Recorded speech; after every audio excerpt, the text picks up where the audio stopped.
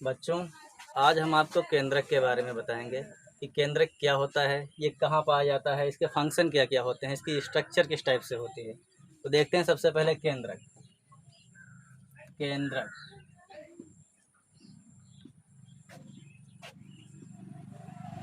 Nuclear. केंद्रक की खोज रॉबर्ट ब्राउन नामक साइंटिस्ट ने सन 1831 ईस्वी में की थी। यह कोशिका के कोशिका द्रव्य में पाया जाने वाला गोलाकार अथवा अंडाकार संरचना होती है। उसी की स्ट्रक्चर के बारे में आज हम चर्चा करेंगे। देखते हैं केंद्रक। ये नोट कर लिया बेटा? केंद्रक, इसकी खोजकर्ता रॉबर्ट ब्राउन। लिखते हैं। पहले इसकी स्ट्रक्चर जो है बनाते हैं।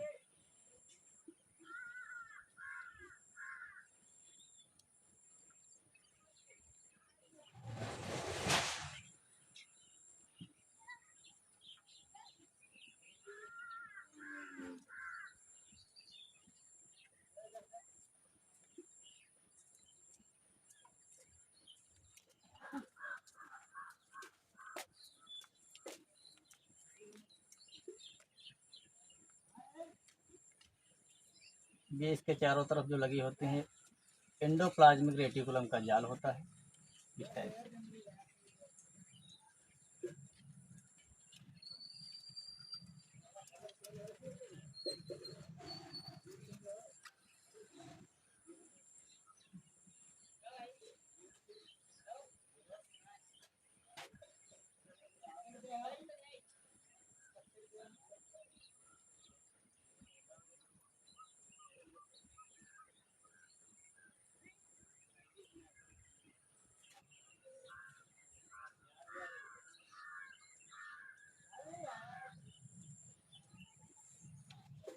इनके ऊपर लगे होते हैं राइबोसोम्स।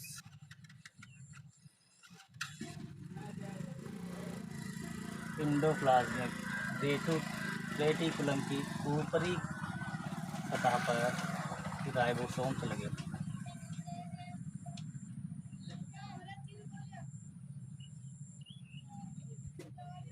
इसी टाइप से लगे होंगे।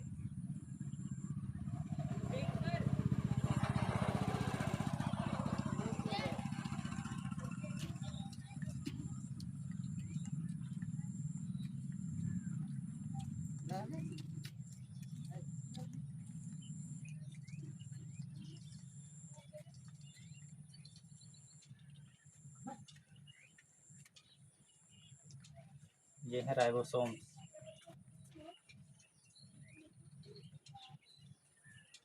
इसके ऊपरी भाग में ये एक स्ट्रक्चर होती है जिसे कहते हैं केंद्रिका, न्यूक्लियोलस।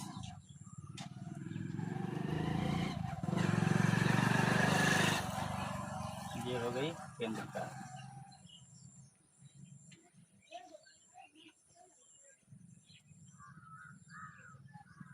दिखाई पड़ रहा है डायग्राम? देखिए,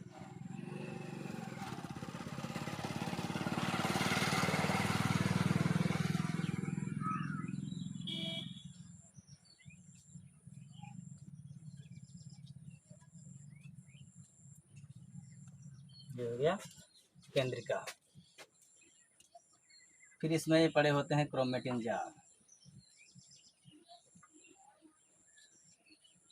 क्रोमेटिन जाल।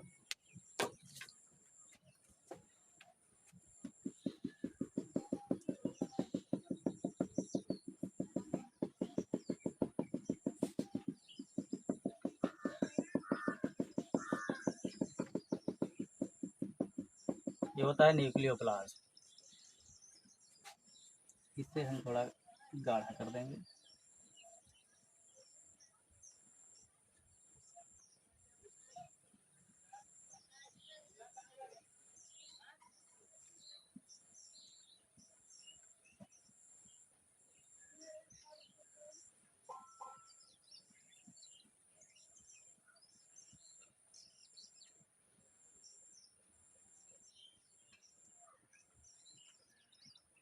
ये तो हम देखते हैं कि केंद्रक के जो बाहरी केंद्रक जो होता है ये दोहरी इकाई कला का बना होता है। इसकी आउटर, ये जो बाहरी इकाई कला होती है इसे लिखते हैं आउटर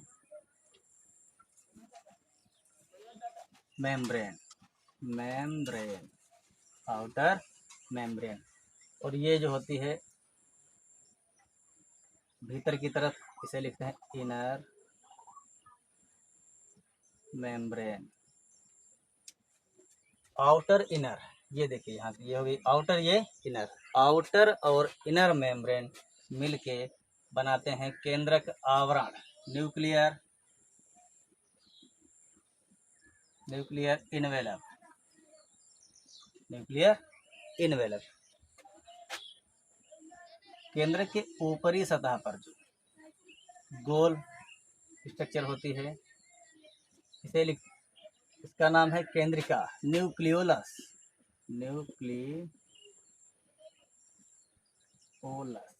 न्यूक्लियोलस केंद्रिका।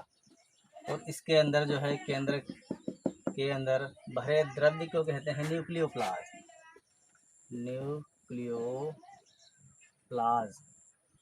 और जो इसमें उलझी हुई संरचनाओं का जाल पाया जाता है इस टाइप से, ये इसे कहते हैं क्रोमेटिन जाल, क्रोमेटिन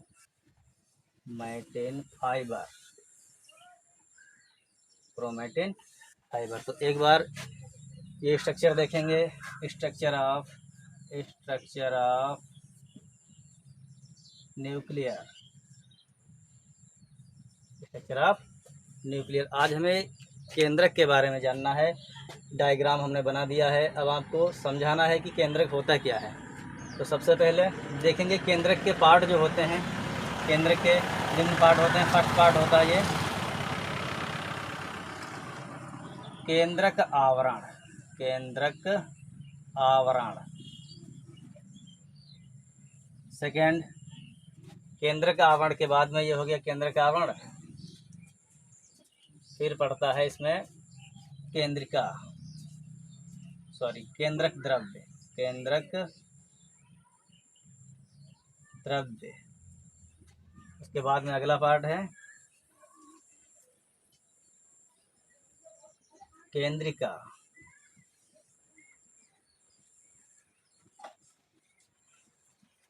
लास्ट पार्ट क्रोमेटिन जाल। तो हमें ये देखना है कि केंद्रक के 4 पार्ट होते हैं। फर्स्ट केंद्रक आवरण, फिर लिखा है केंद्रक द्रव्य, उसके बाद में केंद्रिका, फिर क्रोमेटिन जाल। एक बार फिर से देखेंगे कि कोशिका द्रव्य में गोलाकार अथवा अंडाकार जो संरचना पाई जाती है उसे केंद्रक कहा जाता है। डायग्राम केंद्रक का जो बना दिया है इसमें आप देखिए, अगर लिखना है केंद्रक के बारे में तो आप लिखेंगे फर्स्ट हेडिंग केंद्रक आवरण। केंद्रक आवरण में लिखना है केंद्रक का जीव द्रव्य बाहरी इकाई कला द्वारा घिरा होता है जिसे केंद्रक आवरण कहते हैं। ये देखिए, जिसे केंद्रक आवरण कहते हैं। यह 2 परतों से मिलकर बना होता है। बाहरी परत को आउटर मेम्ब्रेन तथा भीतरी परत को इनर मेम्ब्रेन कहते हैं। समझ रहे हो? केंद्रक आवरण में लिखना है आपको कि केंद्रक का जीव द्रव्य एक परत द्वारा ढका होता है जिसे केंद्रक आवरण कहते हैं। यह 2 परतों से मिलकर बना होता है जिसे आउटर मेम्ब्रेन और इनर मेम्ब्रेन कहते हैं। उसके बाद में आपको लिखना है केंद्रक द्रव्य न्यूक्लियोप्लाज्म,